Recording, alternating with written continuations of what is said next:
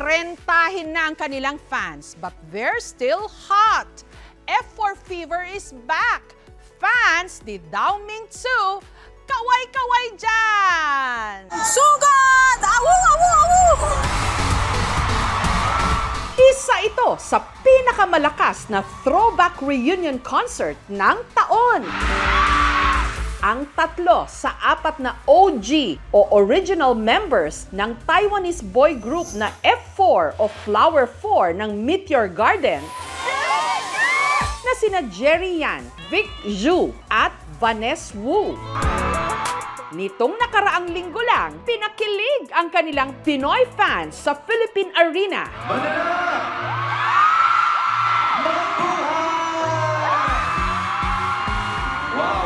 How you guys doing tonight? Long time no see.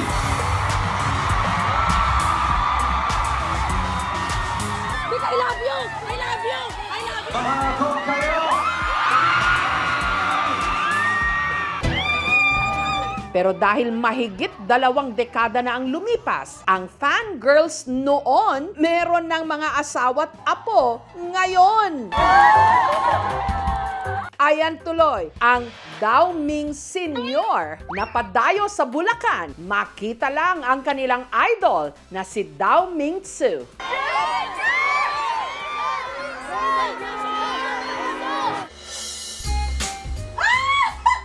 Ang mamshing ito, feeling bagets. Tili ng tili. At napaiyak pa nang sorpresahin ng kanyang anak ng F4 concert tickets. Ang taas din, Mami! Siya ang 55 anyos na si Mami G mula Cuenca, Batangas. Naging die-hard fan ako ng F4 nung nag-air na sila noong May 5, 2003. Pag-aamin ni Mami G, feeling daw niya siya si Sunchai noon na basher ng F4. Nung start, ay ko ano naman iyan? Pagkakabadoy, si Dao Mingzu, yung hook niya tirek. Ay ko pagkakapakit ganun mga are. Inumpisahan ko pa rin panoorin. Habang tumatagal, ay ang ganda! Doon ko siya nagustuhan. Nagustuhan ko sa F4. Ang gagwapo nila! Mami, sino ba ang bias mo sa 4? Pinaka-paborito ko sa F4 si Dao Mingzu, si Jerry Yan. Kasi parang ugali niya, maginoo, medyo bastos. Astig. Dao Mingzu! Dao Mingzu!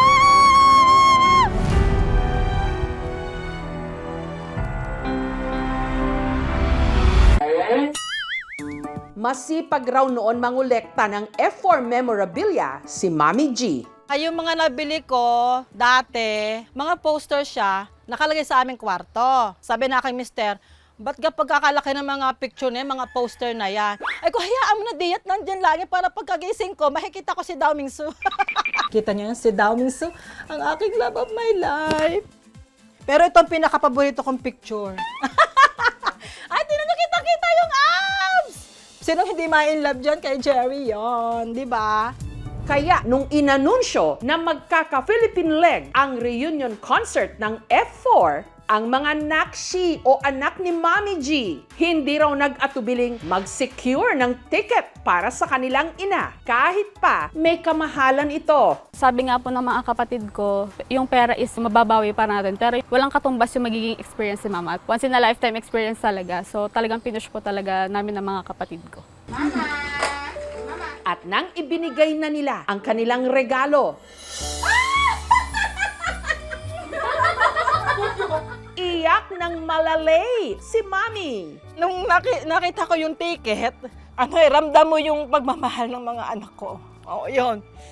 Pengen tissue. Napayak talaga ako kasi hindi ko ina-expect na ganun nila ako kamahal.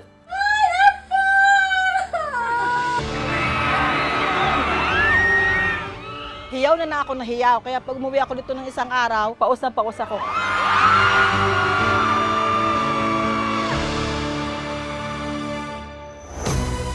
Ibang klase klase rin ang tama ng F4 sa grupo ng mga lalaking ito. Ang kanilang amats gumawa ng parody ng F4 music videos. Ginagaya nila ang lahat mula hairstyle, damitan, pati na galawan. Yung mukha. Sige na nga. Sila raw ang F4 Philippine version. Sina Ryan, aka Dao Ming Tzu, Kung may Dao Ming Su sa Taiwan, dito naman po sa Pilipinas ay may Galing Su. Brian, aka Wazile, Ang tawag po sa Wachili ng Pilipinas is Kamachili po. Cyril, aka Meizuo, Sa Pilipinas naman, Miswa. at Kenneth, aka Seaman. Tinatawag po ako na effort ng Pinas Cemento. At wag kayo, meron silang pa-mall show. Napadaan kami sa isang event, tapos kinausap po namin yung organizer. Baka pwede kaming mag-perform dyan. Okay lang po ba sa inyo? Tama-tama, yung organizer na yun, napapanood niya po yung mga vlog namin. Yung kumanta po kami doon, dumami po talaga yung tao. Dati, solo flight lang daw si Ryan sa panggagaya kay Dao Ming Tzu. Hanggang sa naisipan daw niyang isali sa kalokohan ang kanyang high school classmate na si John Kenneth. Siya na ang ginawang seaman ng grupo. Ang tanong ng sambayanan, bakit wala ka sa reunion concert, seaman? Pasensya na kayo kung wala siya. Huwag kayong mag-alala, andito ako. Ay, ito si Ken. Kensyo ng Pinas. Si Cyril naman, nagsimula raw na fan ng content ni Ryan, kaya nag-message siya rito para mag-apply na cameraman. Pero dahil long hair daw ito, ang role ni Vanessa Wu o Meizuo ang kanyang kinabagsakan. Pangarap ko talaga maging artista. Gusto ko talaga umarte, kahit anong role ibigay sa akin. Talagang hindi ko talaga tatanggihan yan. Pag-aamin ng grupo, nasasaktan sila kapag dinodog show o pinagkakatuwaan sila. Hoy! Ang lalakas ng tama nyo, ginawa nyo tambayan yan, ha? Sinasabi nila na mukha kaming mga hindi naliligo, ganun. Tapos sinasabihan kaming mga tawag na kami ni Foreman, bilisan nyo, maghahalo pa tayo. Kasi ang purpose naman talaga na po namin, magpasaya po ng tao. Kaya dinededma na lang po namin kung ano yung mga sinasabi nila. Meron din silang mensahe sa kanilang bashers, indifferent feelings. Ano ka ngayon? Ito na ngayon ako. Dito na kami, huyo kayo ngayon.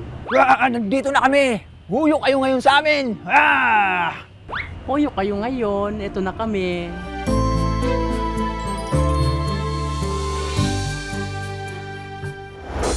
Pero kung pagiging fanay ang usapan, malakas din ang laban dyan ng tiga Pampanga na si Rebecca. Dalaga pa ako, napapanood ko na yan. Hanggang sa nabuntis ako, napapanood pa rin. Kaya nang isinilang niya ang kanyang panganay taong 2003, kasagsagan ng kasikatan noon ng F4, ipinangalan niya ito sa kanyang bias. Ito po yung pangalan niya, Powat Chile Katakutan Plaza. Inibangalang niya ang spelling, Watsile. At ang oh baby baby lang noong si Watsile, aba, 23 anyos na ngayon. Ito yung ID ko nung nag-aaral pa ako. Nagugulat po yung mga government staff sa mga pinupuntahan ko po. Parang kamukha ko naman, sabi ko. Kahit saan po ako pumunta, hinahanap po sa akin lagi si Sunshine na Sunshine. Speaking of Sunshine, hinanap na namin siya para sa'yo, Watsile. Siya ang Sunshine ng Albay, si Sunshine. Narito sa aking ID, ang katibayan na Sanchay ang aking pangalan. Panay na panay rin daw ng Meteor Garden ang nanay Amalia niya, lalo na kay Sanchay. Pumupunta po ako sa kabilang baryo po para manood. Pati yung asawa ko po, nagagalit sa akin kasi kung saan na daw po ako pupunta. Gabi na daw po ako umuwi. Kaya nung nalaman daw nitong babae ang kanyang ipinagbubuntis taong 2003, matik na. Ipinangalan niya ito sa kanyang paboritong karakter. Marami ako napapasaya sa tuwing nalalaman nila na Sanchay yung pangalan ko. Ang ikinalulungkot nga lang ni Sanchay, hindi na raw niya makikita pa ang artistang nagbigay buhay kay Sanchay. Ang Taiwanese actress kasi na si Barbie Sue namatay nito lang nakaraang taon dahil sa pneumonia. Sobrang nalungkot po ako. Affected din si Mama kasi nga sobrang fan na fan siya ni Sanchay. Sa naganap na reunion concert ng F4, inalala ni Jerry yan ang yumaon niyang kapareha. The biggest regret in life isn't actually losing someone. It's when you suddenly realize one day the person who used to make your heart raise a beat has slowly just become a memory.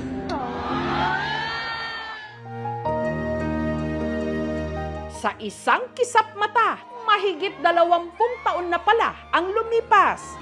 Marami na ang nagbago. May edad na ang mga fans noon.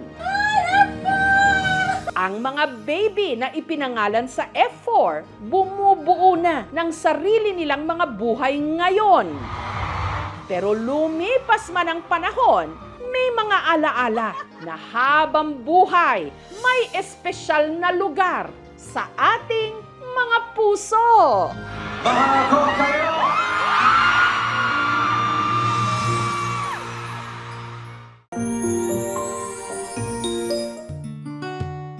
Ilan sa mahahalagang yugto sa mahigit 6 na dekadang pagsasama ni na Lolo Carling, 82 anyos, at Lola Cora, 81 anyos, masisilip sa mga pinaka-iniingat-ingatan nilang photo album. Makikita sa mga ito kung paano umusbong ang kanilang pagmamahalan at ang pagbuo ng kanilang pamilya. Parang ang bilis ng panahon. Isipin mo nga yan. May edad na pala tayo. Kaya yung nakaraan natin, parang gusto kong balikan. Pero may kulang daw sa kanilang album, mga litrato ng kanilang kasal sa simbahan. Kahit kasi 62 taon na silang nagsasama, sina Lolo Carling at Lola Cora, hindi pa rin humaharap sa dambana. Ting magbabalak noon, parang may dumarating na problema. Kailangan meron kang birth certificate, baptismal, confirmation. Hindi kompleto yung mga documents. Naoperahan ako. Kung hindi nga ako na-operahan, mamamatay din ako noon. Paano ka magpapakasalan? Gipit na gipit kami. Pero sa taong ito, matapos ang mahigit 6 na dekada, nakatakda na silang magmarcha sa altar. Kaya marami ang kinilig nang nalamang naghahanap na sila ng kanilang wedding hashtag. Ito yung totoong mapapasana all. Congratulations, Lolo and Lola! Matutuloy na kaya ang palitan nila ng I do? Sa Bagak, Bataan, nakatira sina Lolo Carling at Lola Cora. Kasal na raw sila sa West, pero ang pangarap daw talaga nila ang maikasal sa simbahan. Di ba, ang tagal na natin pangarap makasal tayo sa pare?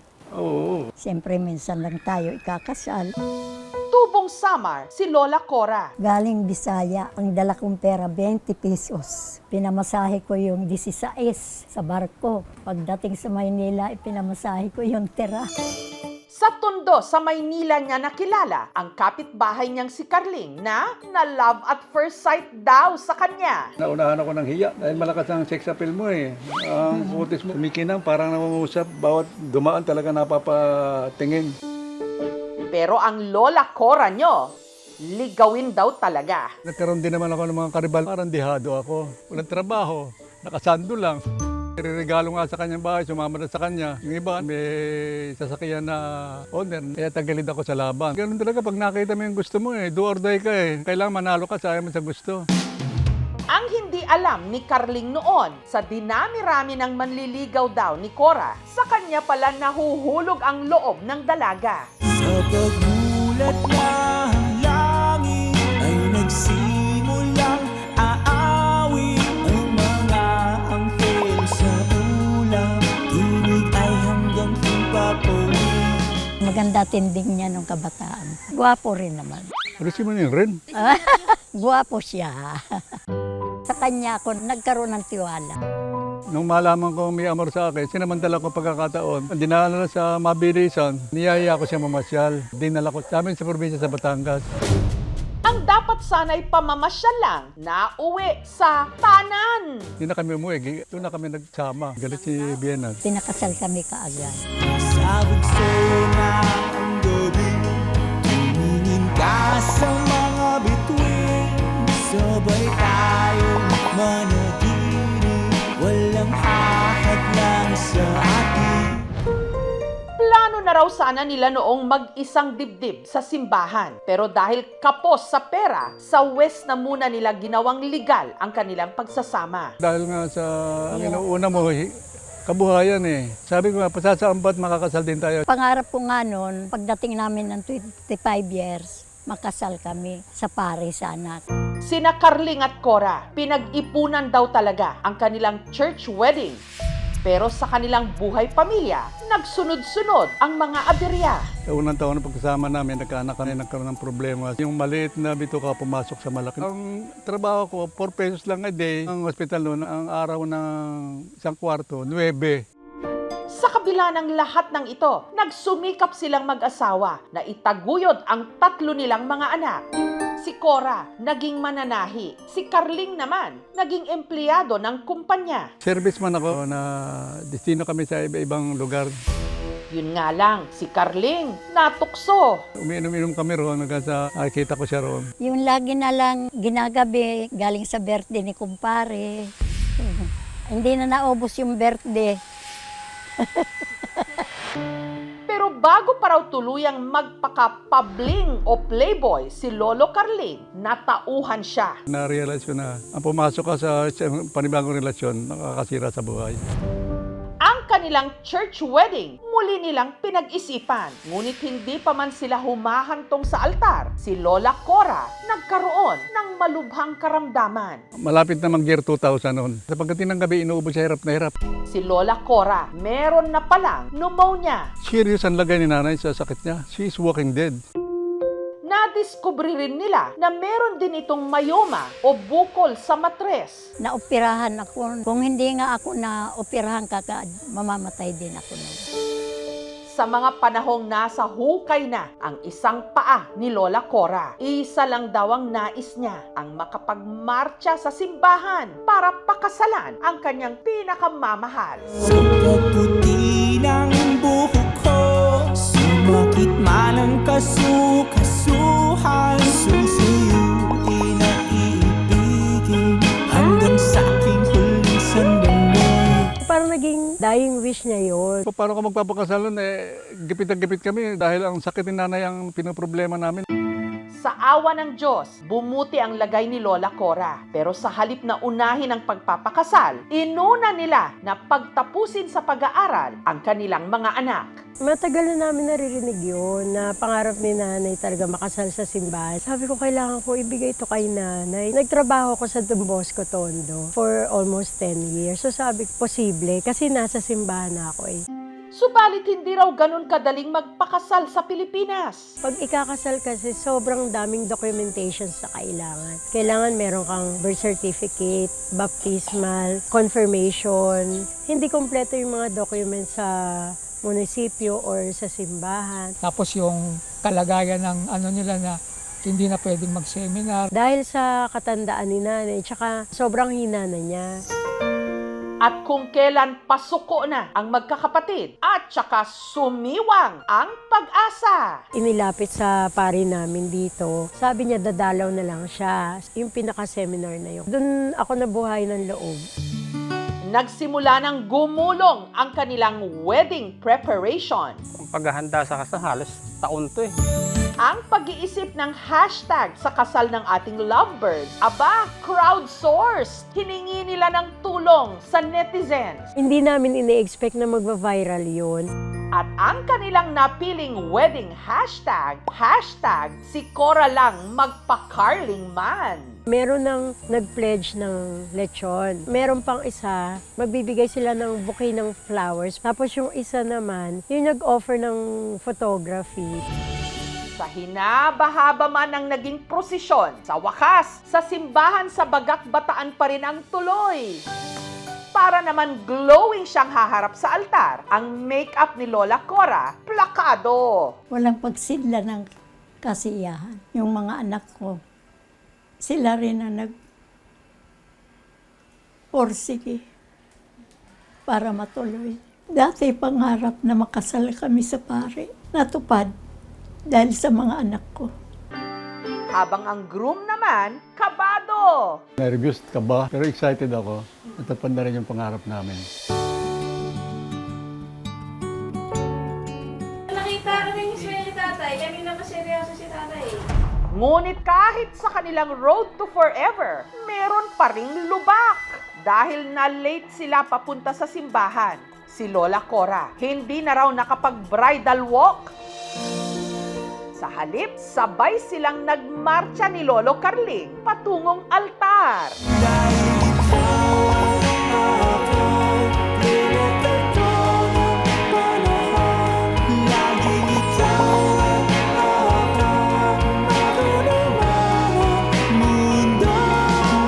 Suot mo ang singsing na ito bilang tanda ng aking pag-ibig at katapatan.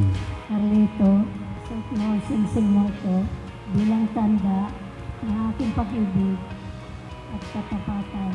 Ating batiin at pasalubungan ng masigabong palakpakan sina Ginoong at Ginang, Carlito at Corazon Esguera.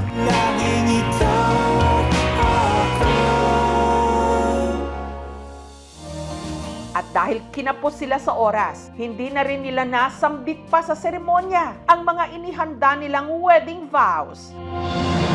Siyempre, hindi tayo papayag na hindi marinig ang mga ito. Kaya sa araw na ito, dinala namin sila sa dalampasigan sa likod ng kanilang bahay upang sabihin ang kanilang sumpaan habang buhay. Saksi ang langit sa pangakong ito. Ikaw ang aking tahanan. Sa iyo ko natagpuan ang katahimikan matagal ko nang hinahanap. Simula ngayon araw, ang iyong mga pangarap ay pangarap ko rin. At ang iyong kaligayahan ay aking iingatan habang buhay kitang mamahalin sa hirap man o sa ginhawa hanggang sa huli.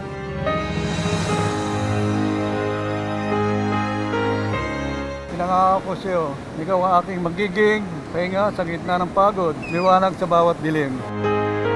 Hindi ko may pangako ang isang buhay na walang pagsubok, pero pinangangako ko sa bawat hakbang, hindi ko bibitawan ng iyong kamay. Mahal kita, hindi pa kayang sabihin ng mga salita.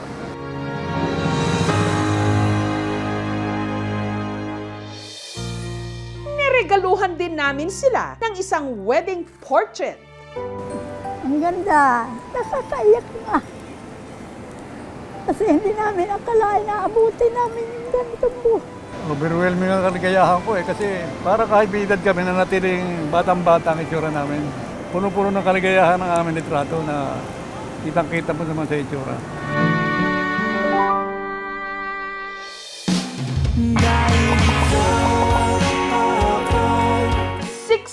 Years, mahigit 6 na dekada ang kanilang hinintay para sa isang araw na hindi naman pala tungkol sa seremonya, kundi tungkol sa pangakong matagal na nilang tinutupad araw-araw. Tunay ngang hashtag si Cora lang magpa-carling man. Itong kasal namin ang laging pinagmimitihan ng mga nangangarap na maging forever ang buhay nila. Kaya isa kami sa nagkapalad na makarating sa forever.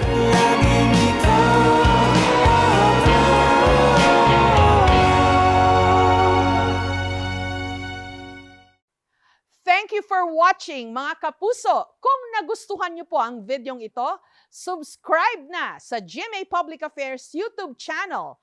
And don't forget to hit the bell button for our latest updates.